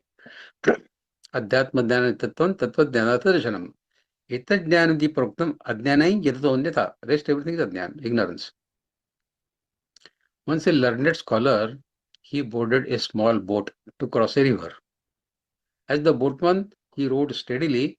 The scholar asked him, the tight collar, he asked the boatman steadily, saying that, boatman, have you ever studied literature? The humble boatman replied, no, sir, I have not studied literature. The scholar sighed. He said, oh, you have lost 1/4 of your life. You don't know literature. What a pity. Without knowledge of grammar and poetry, what joy can your life hold? You are missing something great. 1/3 or 1/4 of your life is gone. After a while, the scholar asked again, have you studied mathematics or science? The boatman said, no, sir, I have not studied mathematics or science. The scholar shook his head in pity. He said, then half of your life is wasted. You don't know literature, you don't know science, you don't know mathematics. Without these subjects, one cannot be intelligent. You are wasting your life. A little later, dark clouds began to gather in the sky, and a fierce storm arose. The river began to swell and rocked the boat violently. Frightened, the scholar clutched the sides of boat and cried, boatman, do you know how to swim? The boatman calmly replied, yes, sir, I do. But do you know the swimming? The terrified scholar admitted, no, I don't know. The boatman said swiftly and softly, then, sir, your life is wasted. My half lives are wasted, your whole life is wasted now. Because now only the knowledge of swimming will save us. Nothing else can save us. Now, what is the connection of this story with this shloka? Or the knowledge that Paramatma says, this is knowledge, rest all is ajnana. In this story, the scholar represents the worldly learning and intellectual pride. The boatman represents the one who lives in practical awareness of life's higher values. When the storm of life in the form of deaths or crisis comes, only spiritual wisdom, swimming, only spiritual wisdom, self-knowledge help us to cross the river of existence safely. So worldly learning, wealth or fame cannot save one from fear, sorrow or mortality. Only the realization of Atma, Atma Jnana, the eternal self, gives peace, strength and liberation. Therefore, the Lord says, Adhyatma Jnana Nityatvam. Constancy, Nityatvam, in spiritual self-awareness is the true wisdom. All else is ignorance. Ajnana Yadadanyata. Okay, we stop here. Now the forum is open for you to raise your questions. Thank you so much for your patience. Jai Shri Krishna to all. Thank you, Vikas ji, Vaidya ji, Bhaiya ji. So it was such an enlightening session as always. And we are getting, this sentiment is echoed by all our sadhakas through the messages in the chat box and all the reactions we are getting. Really, Bhaiya ji, all those anecdotes make these shlokas connectable and, the thing that we have to implement these lessons in our life. Otherwise, just mere learning won't really help. So thank you, Bhaiya ji. And before we get started with the question and answer session, just a quick announcement. A new L1 batch begins from October 31st. Geeta Pariwar is now offering a record 33 time slots across 14 languages. From this batch onwards, we are thrilled to announce the introduction of Manipuri language for Geeta learning as well. Let us be a part of this divine seva by spreading the word and sharing the registration link with our family and friends. Now it's time for Q&A, and already we have some hands raised. So please turn on the video and you can get the question answered by our respected Vikas ji, Vaidya, Bhaiya ji. Yes. Yeah, please feel free to ask your questions. Yes. Let me apologize that the session went on a little too long, but it was necessary. No, Bhaiya ji, actually, please don't apologize. We really enjoyed it, and you made the I mean, this actually stays with us, and we can remember the shlokas through those anecdotes. Thank you so much. Yeah, please, Shambhu ji, Bhaiya ji, please go ahead and ask the question. Jai Shri Krishna, Bhaiya. Thank you. Actually, as you were telling that it was too long, I don't think it is long. If it is more, we can attend. As because you are explaining so nicely, really. But don't mind. Last previously up to 7th, it's okay. You have explained nicely. Later on, you have rushed a little bit. So that's why 8th sloka and 9th, little bit explanation, sir. That's because I am little bit confused. This indriyarthishu vairagyam anahankara evacha janma mrityu jara vyadhi dukkha doshanudarshanam. This one and 9th. These two slokas, little bit explanation, sir. 8th and 9th you want to get again? Little explanation, sir. As because I thought at that time that it was looking to me that you were speeding up your to finish the session. Previously, it was very slowly, nicely you explained. At that time, No, I started looking at the clock and then I said, yeah, I could realize. But please don't see at the clock, sir. We are having patience enough.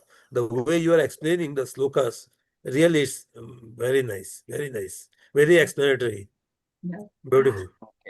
okay. So you said shlok number 8 first, no? Yes, sir.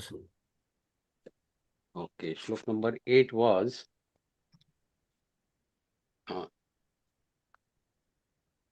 Indyarthishu vairagyam manahankara evacha janma mrityujara vyadhi dukkha doshanudarshanam. This is very important, in fact. Indriyartheshu vairagyam. Indriyartheshu means the subjects of our indriyats. Shabda, sparsha, rupa, rasa, gandha. These are the indriyarthe. We have to take vairagya from this. That does not mean that we should stop seeing, we should stop hearing, or we should stop smelling. That is not the meaning of vairagya of indriya's subjects. Vairagya means you see, you eat, but don't get affected by it. That is vairagya. Actually, vairagyam means not that you will leave all that things. No. Vairagya does not mean. Sri Krishna Bhagavan never says. Otherwise, he would have told Arjuna, when Arjuna had pleaded with him that I will take sannyas and I will beg and leave, he would have promptly said, okay, do it. You take sannyas. But he knew that Arjuna is not a sannyasi. He may be talking that I will take sannyas and all that. He said to Arjuna that you are saying it, but you are not a sannyasi. Can you live without Draupadi? You want to take sannyas. Can you live without Draupadi? Can you live without the kingdom? So it is a thought expressed at the heat of the moment. It is not the truth. So God is saying the same thing, that Ichha, this Indriyarthishu Vairagyam Anahankare Evacha. So Indriyarthishu Vairagyam is not running away from the life, but to sustain with what comes our way without getting affected in our spiritual sadhana. That is the subject that God wants to emphasize upon when he says Indriyartheshu Vairagyam. And then Anahankara, don't be proud about everything. I have done this. So you have to detach yourself from these two things. Indriyartheshu Vairagyam, attachment to the objects of senses, it develops the sense of importance for them. You want to hear something, you start loving the hearing, then you get attached to it. So this is true for every subject of our indriyas. You start falling in love with that subject of indriya, you start getting attached to it. Only detaching from all attachments, we can get established in God. If we get attached to the material world only, how can we get attached to the God? Isn't it? Yes. So we should keep telling when for this Indriyartheshu Vairagyam, how should we do it? That even the rich kings who had a lot of money, they wanted to remain young throughout their life. They had a lot of queens. We hear stories of all such kings. Huh? So even those emperors, those kings also could not enjoy the sensual pleasure for the whole of their life. Their bodies also decayed with age. And they also died. Jara and Roga and Mrityu, they also had to face. So this thought, if we keep cultivating in our mind, it will create dispassion from the material enjoyments. This is Indriyartheshu Vairagyam.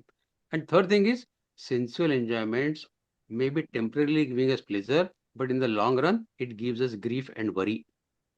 So this is the tip to keep us on this Indriyartheshu Vairagyam. Then Anahankara Evacha. We say I am the body. And this Ahankar comes from I am body feeling, ego. This identification body of the self with the body is the cause of man's birth in good or evil bodies. We get rebirth because of our attachment to the body. Our body is the karma, and we say I am body. If you are the body, then face the consequences of the karmas done by your body. That is the reason of our getting birth again and again. God doesn't like it that we take the birth again and again. He says you have been given this human species, human birth, to get rid of this cycle of birth and death. But you again get trapped in this again and again. So here anahankara denotes the absence of this pride and ego. Now how to get this anahankara? The solution given here is that anahankara you can attain by, see, we have a natural tendency to find faults with others. That tendency should be reversed. We should start finding faults in ourselves. Then our ahankara will dissolve. It will get dissolved. We have become ahankari because we try to find faults with others and try to find good points in us. Let us reverse the process. We should try to find faults in us and try to appreciate the goodies, the good points of others. Then the ahankara will go. Then we'll become an ahankara. At the same time, we should realize, if we read Geeta, that God is pervading in all bodies. Sarvasya Amrisanna Vishto and Mamai Mamshu Jiva Loki. In all the Jivas, God is there. So if I am doing ahankar, with whom I am showing my ahankar? To the God who is established in all the bodies? Am I showing my ahankar to the God? This kind of thinking will reduce our ahankar and will become anahankari. And Janma Mrityu Jara Vyadhi Dukkha Doshana Darshanam. This is very important. We celebrate the birth. Instead of really knowing that birth is a painful process, we discuss the entire process. The child getting birth through mother's womb, how difficult it is. Yeah. So Janma is painful process. Mrityu is definitely painful process. We accumulate so much of wealth, houses, cars, bank balance, but on the deathbed, we have to leave everything here. So at that moment in time, we think, kiske liye kya hai sab maine? Why did I do all this? Instead of doing all this, if I would have spent some time in Adhyatma, in spirituality, I would have been at the peace of mind. But instead of that, I kept madly running after accumulating wealth. So at that time, the mrityu becomes very, very painful, that I have wasted my life. Then Jara, the old age. Old age, we know several diseases. People suffer from diseases like cancer or maybe deadly diseases. So Jara, old age is very, very bad.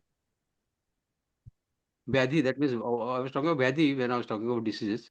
And Jara, as I said, we keep suffering. People keep insulting us. आपको खाना दिया, चुपचाप बैठे रहो, खाना खाओ, जब घर में ज्यादा दखलंदाजी मत दो. Our son will say, If we start advising him every day, we may get insults. Yes. So it is best to remember this mentally every day, that Janma is painful, Mrityu is painful, Jara is painful, Vyadhi is painful. This is all dukkha. This darshan we should take every day mentally. So this is that 8th shloka. And 9th shloka was Asatira Vishwanga Putra Arugrahadisho Nityacha Samchitatu Ishtanishto Papatishu. Non-attachment, non-identification of self with the sun. Okay, sun is your son. You have performed all your kartavya karma, you have prescribed duties for the son. You have given him good education. He is well settled in his life. Now you run away from his life. You withdraw from his life. Are you going to pursue him till he breathes last or you breathe your last? There is a limit to which you can get attached to your son. Those who get attached to their families are never happy. A time comes when they get only insults. Nobody likes interference in the life. Nobody likes, however dear he may be. So we should know how to withdraw from the life of our son, wife, or husband. Okay, they are very great relationships, wife and husband, but we have to remember that these are temporary relationships. This wife of mine she was my life in the last life, or she is going to be my wife in the next life also. In this life, whatever kartavya karma I had to do, I have done it. Now my kartavya karma is for the God. I got this human birth not for my wife, but for the God, to attain the God, not to attain the wife. I have already attained my wife. Now I have to attain the God. Similarly, the home. So, Putradara Grahadisho, we should always remember and get detached from this. Asera Vishwa Putradara Grahadisho. And Nityajan Samchittada Ishtanishto Papatisho. Samchittatvam. That means absence of joy and attachment in favorable as well as unfavorable circumstances. This is Samachittatvam Ishta Anishta Papatishu. Ishta Anishta, favorable and unfavorable, Samachittatvam. This is the foundation of Gita, as I said. Samatva. So this is in short, the meaning of these two shlokas, 8 and 9. Fine, sir. So Very beautiful. nice. Thank you. Thank you, sir. Thank you very much. And Purushottam ji, Bhayaji, Jai Shri Krishna. Please go ahead and ask the question. Purushottam Bhaiya. Purushottam Bhaiya. Purushottam ji, Jai Shri Krishna. Jai Shri Krishna. Jai Shri Krishna. Little confusion. Yeah. You said that Arjuna wanted to take sannyasa. Yes, yes. But Bhagavan said that your dharma is to fight. Yes. I have been teacher. Yeah. And therefore my dharma was to keep my knowledge updated and teach. Yes. Which I have been doing for last 50 years. Very good. But then you said every other form of information, knowledge, is useless. It is not knowledge, it is ajnan. So does it mean that whatever knowledge I acquired in my subject and what I was teaching? Sorry, sir. The point was not to insult the teaching profession. The point here to be made and to be understood is that the spiritual knowledge which leads us to liberation, to moksha, is the real knowledge. Whatever knowledge you have been imparting to your students for last 50 years, has it helped them to attain the moksha? Or is it helped them to get a job for their livelihood? If you have helped them to get their livelihood, it is a noble cause. Very good. But our knowledge, what we call knowledge in Gita, is that knowledge which leads us to moksha. So from that point of view, rest all other knowledge that we give is ajnan. Ajnan in the sense, it does not lead us to the liberation. It does not lead us to moksha. So from that point of view, it is ajnan, not otherwise. Jnana is always jnana. But if the dharma is followed, if the dharma is followed with the entire devotion, would it not liberate a person? No, you are doing a noble cause, yes. I accept it. It is a sattvic karma. You are performing your kartavya karma, your duty, selflessly sometimes. You are doing a great job. That is all right. But God is saying that even those who offer sattvic karma, are they attaining moksha? Attaining moksha is the objective of our life. Anything falling short of it, God says it is incomplete ajnan. So from that point of view, it is Adnyan, not otherwise. Okay, thank you. Yeah. Thank you. Yudhishthir Pandey Bhayaji, Jai Shri Krishna. Please. Vikas Bhaiya, I Yes, am yes. a ardent lover of yours because I see up to the end, and actually I have fallen in love with Geeta after listening to you and Oh, get a thank lot you of so much. motivations. Thank you so much. And I just want a small help. Yeah. Can you give us some suggestion? How do we Hmm. contemplate in a small way the Geeta in our lives? Any small key? See, whatever happens around us, see, for that one thing is sure that we'll have to read Gita every day. When we Achha. know the meaning of Gita shlokas firmly in our mind, then we can relate the incidences happening around us with a particular shloka in Gita. So when Paramatma has said that it is the kamana, kama esha krodesha rajoguna samodbhava mahashano mahapapma vidyena me viranam. When we read this shloka, we know that kamana, ichha is our enemy number one. Now we look around. How many people around us have doomed in their life because of unsuccessfully running after their fulfillment of kamana, their desires? So when we see people who are meaninglessly running after fulfillment of their material desires and spoiling not only their life, but the life of their families as well, we should remember this shloka. Kama esha Yeah. krodha esha rajoguna samudva. This has come out of their rajoguna. In fact, actually, I started about 1 year back to part of this journey, Learngeeta, Yeah. and I passed Jigyasu exam, and Oh, literally when I was remembering, memorizing the lines, I started in the subconscious mind. It has started coming to me, like chapter 12, the Anapeksha, Suchidacha, Udasina, Gatabhyatha, Samharambha, Parityagi, Om Priya. So, no, as you said, I rightly now connect the dots that when you read Gita, when you contemplate, memorize, and you deeply get involved to it, so the thoughts, what you said is sometime back, the ancestor of action is thought, the yes. cause Yes. is thought, and the action is the effect. Correct. And so we have good thoughts, and which is from Gita, and Yes. definitely it will help. And I actually, so what you are saying, I am able to correlate it. Thank you so much. But Yes. one thing I want to say also Yeah. that in the practical world, you cannot be so much detached from your from your objective of life. Otherwise, what will happen? You become really a spiritual element, but without any. So I think there should be a part of balance probably in life. Of course, yes. There has to be balancing. Krishna doesn't say you leave the world or you leave your Yeah, yeah, family or yeah. don't fulfill your responsibilities towards family. Yes, He yes. doesn't say that. Nowhere in Gita he has said that you take sannyas and go to Himalaya. Yeah, You perform your kartavya karma. That is the teach.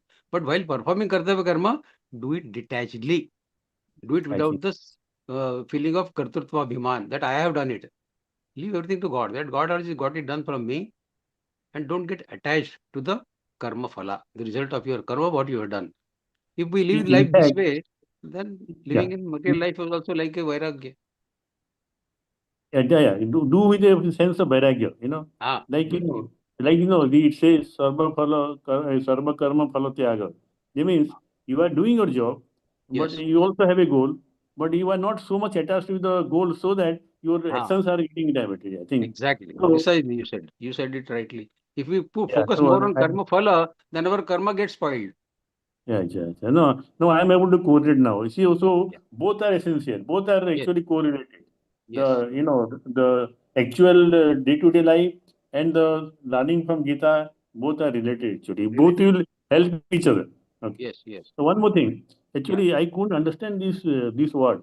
Sambharambha Parityagi. Actually, what is the meaning of that Sambharambha Parityagi? Sarvarambha parityagi. You see, when Yeah. people start communicating, particularly people in the material world, they start talking. Their talking normally is based on material desires Okay. or Okay. or some gossiping here and there. If you don't Mm-hmm. arambha that, if you don't do that arambha, sarvarambha parityagi, you relinquish talking of such things, then the Okay. further danger can be avoided. Okay. Because normally the discussion between two material world people is like this only. So you tag, आरंभ का त्याग कर दिया आपने, चालू नहीं किया वो डायलॉग, तो फिर अगला डेंजर अवॉइड हो जाएगा. So it is सर्वारंभ परित्यागी. Okay. Thank you. So thank you so much for giving us this spiritual knowledge and the correlation with life. Thank you so much. Wonderful. Yes, thank you so much. Yes. If there are any more questions, please request the sadhakas to raise your hand. And I'm checking the chat box. No questions there either. And yes, so shall we proceed further with the session, Bhayaji? Yes. We can have the concluding pradhana. Yeah.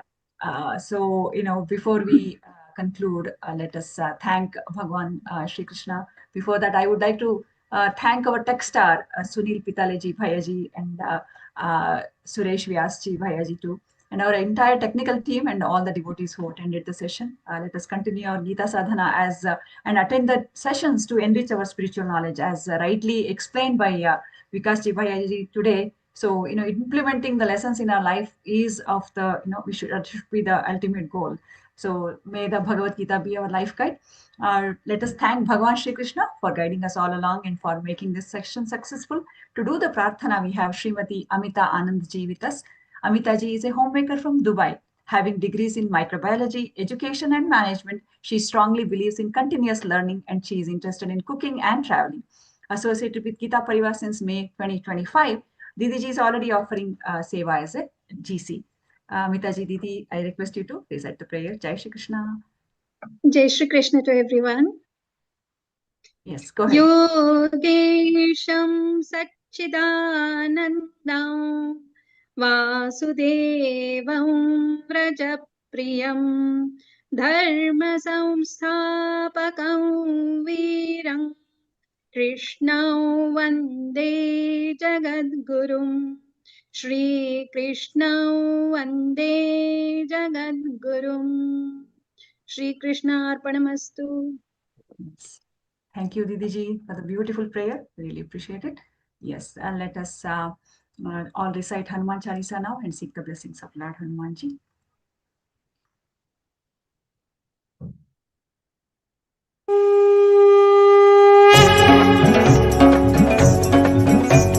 Shri गुरु चरण सरोज रज निज मन मुकुर सुधारि बरन रघुबर बिमल जसु जो दायक फलचारि बुद्धिहीन तनु जानिके सुमिरौ पवन कुमार बल बुद्धि विद्या देहु मोहि हरहु कलेश विकार जय हनुमान ज्ञान गुण सागर जय कपीस तिहु लोक उजागर रामदूत अतुलित बल धामा अंजनी पुत्र पवन सुत नामा महावीर विक्रम बजरंगी कुमति निवार सुमति के संगी कंचन बरन विराज सुबेसा कानन कुंडल कुंचित केसा हाथ वज्र औ ध्वजा विराजय कांधे मूंज जनेऊ साजय शंकर सुवन केसरी नंदन तेज प्रताप महाजगबंदन विद्यावान गुणी अति चातुर राम काज करिबेको आतुर प्रभु चरित्र सुनिबेको रसिया राम लखन सीता मन बसिया सूक्ष्म रूप धरि सियहि दिखावा विकट रूप धरि लंक जरावा भीम रूप धरि असुर सहारे रामचंद्र के काज सवारे लाय सजीवन लखन जियाए श्री रघुवीर हर्षि उर लाए रघुपति कीन्ही बहुत बड़ाई तुम मम प्रिय भरत ही सम भाई सहस बदन तुम रोज सगावै अस कहि श्रीपति कंठ लगावै सनकादिक ब्रह्मादि मुनीसा नारद सारद सहित अहिसा जम कुबेर दिगपाल जहाते कवि कोविद कहि सके कहाते तुम उपकार सुग्रीव ही कीन्हा राम मिलाय राजपद दीना तुम्हरो मंत्र विभीषण माना लंकेश्वर भय सब जग जाना जुग सहस्र योजन पर भानु लील्यो ताहि मधुर फल जानू प्रभु मुद्रिका मेलि मुख माहि जलधि लांघि गए अचरज नाही दुर्गम काज जगत के जेते सुगम अनुग्रह तुमरे तेते राम दुआरे तुम रखवारे होत न आज्ञा बिनु पैसारे सब सुख लहै तुम्हारी सरना तुम रक्षक काहू को डरना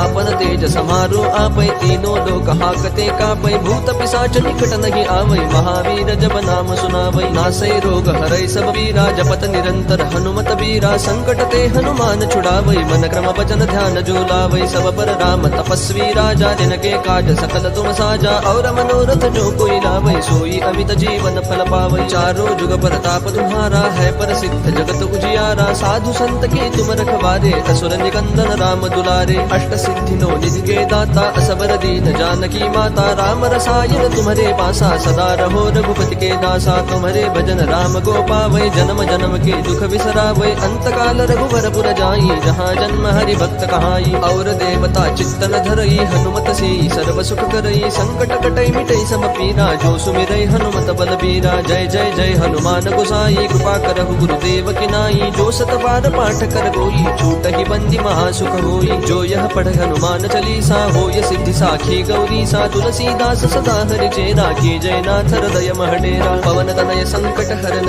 मंगल मूर्ति रूप। राम लखन सीता सहित, हृदय बसहु सुरभूप। सियावर रामचंद्र की जय, पवन सुत हनुमान की जय। जय हनुमान, जय श्री राम, जय श्री कृष्ण। सर्वे जनाः सुखिनो भवन्तु। सर्वं श्री कृष्णार्पणमस्तु। ओम